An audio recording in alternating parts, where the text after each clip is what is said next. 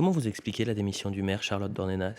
Il le dit lui-même, hein, c'est à la fois, bon, évidemment, cet incendie qui a eu lieu en mars dernier, le contexte général et il fait suite à un nombre hallucinant de maires, hein, puisque j'ai noté 1293 maires qui ont démissionné à mi-mandat.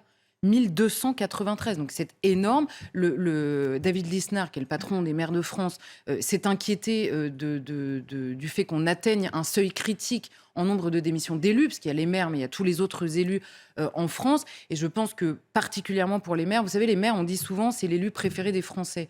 En réalité, c'est l'élu préféré des Français de manière assez évidente. C'est le plus proche, évidemment, que vous ayez. Mais étant le plus proche, c'est aussi lui qui a porté des coups, des insultes et on va dire, des retours très directs et parfois extrêmement peu courtois, voire violents, des administrés. C'est le seul, en tout cas, c'est celui qui n'est pas protégé, comme peuvent l'être évidemment les élus nationaux. Et donc, ces maires-là, aujourd'hui, à mesure qu'on leur retire peu à peu le pouvoir, ils sont les seuls qui sont en face des administrés, qui leur en demandent toujours plus.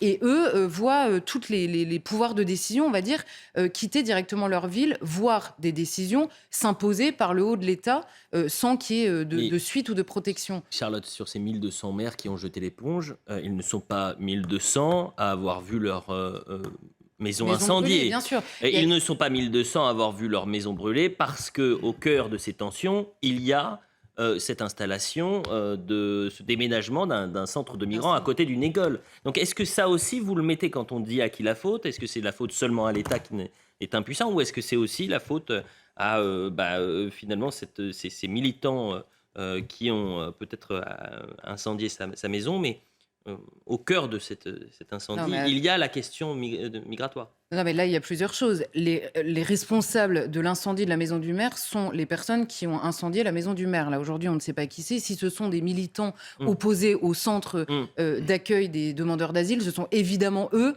les premiers, voire les seuls responsables de l'incendie, très directement.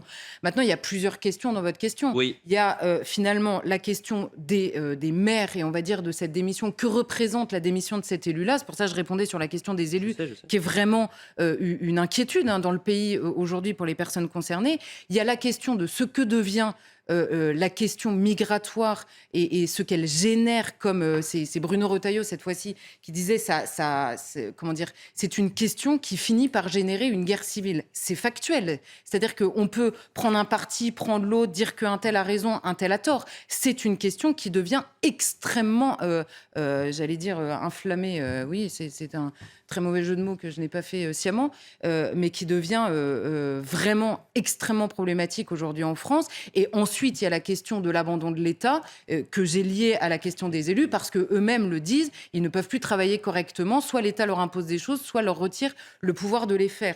Donc voilà, il y a plusieurs choses en même temps. Et évidemment, le maire de Saint-Brévin se retrouve, le pauvre, au carrefour un peu de toutes ces questions-là, me semble-t-il. Que retenez-vous, Laurent Geoffrin, dans cette affaire? Plusieurs choses, mais faut quand même dire une chose, c'est que tout ça a été précédé, je ne parle pas de l'incendie, là, mais ça a été précédé d'une campagne honteuse, absolument honteuse, menée par deux factions d'extrême droite, le parti Reconquête d'un côté et l'extrême droite bretonne, dont j'ai oublié le nom, qui ont monté des manifestations extrêmement agressives contre la décision d'implanter ce centre d'accueil, avec tout un ensemble d'attaques subreptices sur les réseaux, avec des coups de téléphone, etc., et avec des pancartes sur lesquelles il y avait écrit « Non à la présence des délinquants, je ne sais plus quoi, pédocriminels, trafiquants, je ne sais pas quoi ».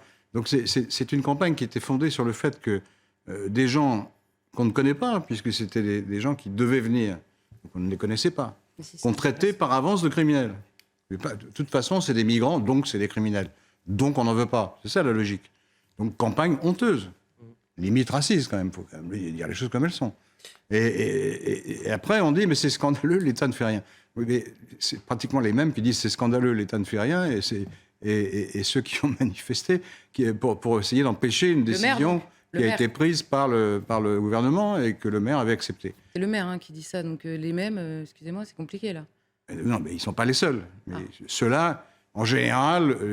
c'est les amalgames quand ça en général, non, c'est pas l'amalgame. En général, l'extrême droite demande à ce qu'il y ait une plus grande fermeté de l'État. C'est un fait. Pour vous, les militants Reconquête sont des factieux?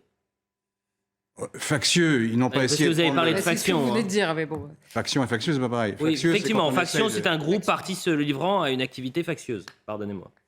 Oui, mais bon, alors, on peut discuter de ça. Ils n'ont pas essayé de prendre le pouvoir par les armes. Enfin, admettez que vous-même devriez condamner ce type de comportement, quand même. Si vous êtes cohérent Sur le, vous-même. pour le maire Pour les manifestations répétées avec menaces et menaces de mort qui ont été menées Deux choses contre le différentes. maire. C'est C'est une chose différente, c'est la même chose. Pourquoi est-ce que le maire a Non, c'est pas la démissionné même sinon à cause de ça? Non, mais attendez, Laurent Geoffrin, Mais oui, mais c'est pour ça. vous allez donc m'expliquer que les Black Blocs dans les manifestations condamnent pour toujours l'opposition à la réforme des retraites. Puisqu'il faut amalgamer des gens qui s'opposent à un projet et qui sont Oui, mais légitimes à vous s'opposer avez vu à un la manière projet. dont ils s'opposent. Et, mais attendez, d'abord, pas tous. Hein, je suis désolée. Vous nous citez une pancarte, je peux vous citer une pancarte dans n'importe quelle Toutes les manifestation. pancartes, oui. Premièrement. Deuxièmement, ce lien entre immigration et délinquance, vous pouvez le réfuter si vous voulez. Il existe même dans la bouche du président de la Ah, donc République vous êtes aujourd'hui. d'accord avec ces manifestations? Très bien. Le lien qui est fait entre les deux et qui a été Non, fait mais par je certains des constate que manifestants. vous approuvez les manifestations qui ont conduit à la démission du maire. Non, Et ensuite, non. vous condamnez la démission du maire. C'est Non, logique, alors ça. là, non. Les manifestations, l'existence de manifestations n'aboutit à aucune démission d'aucun élu, ou alors faut pas se présenter pour être élu si on ne peut pas. C'est ce qui vient de se passer. Non.